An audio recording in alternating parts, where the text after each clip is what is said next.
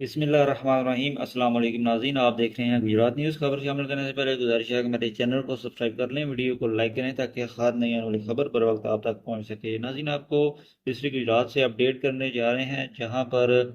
D C Gujarat کی set جو کہ ایک ماہ سے زائد عرصہ سے خالی تھی، اس سیٹ پر گورنمنٹ آف پنجاب نے محترمہ نور العین قریشی کو بطور ڈپٹی کمشنر گجرات تعینات کر دیا ہے، اور بتایا جا رہا ہے کہ یہ پہلی خاتون ہیں جو کہ بطور ڈی سی گجرات فرائض سر انجام دیں گی۔ اور مزید آپ کو بتاتے چلیں، پاکستان ایڈمنسٹریٹو سروس سے تعلق رکھتی ہیں اور 18ویں گریڈ کی آفیسر ہیں جو کہ فائنانس ڈپارٹمنٹ میں اپنے فرائض سر انجام دے رہی تھی، جنہیں اب گورنمنٹ آف پنجاب نے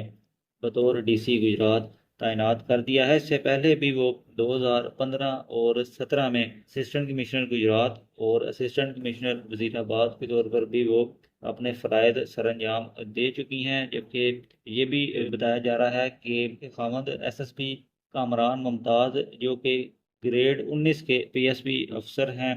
وہ بطور ڈی پی او ناروال، جہلم اور لودھرا اپنے فرائض سر انجام دے چکے ہیں،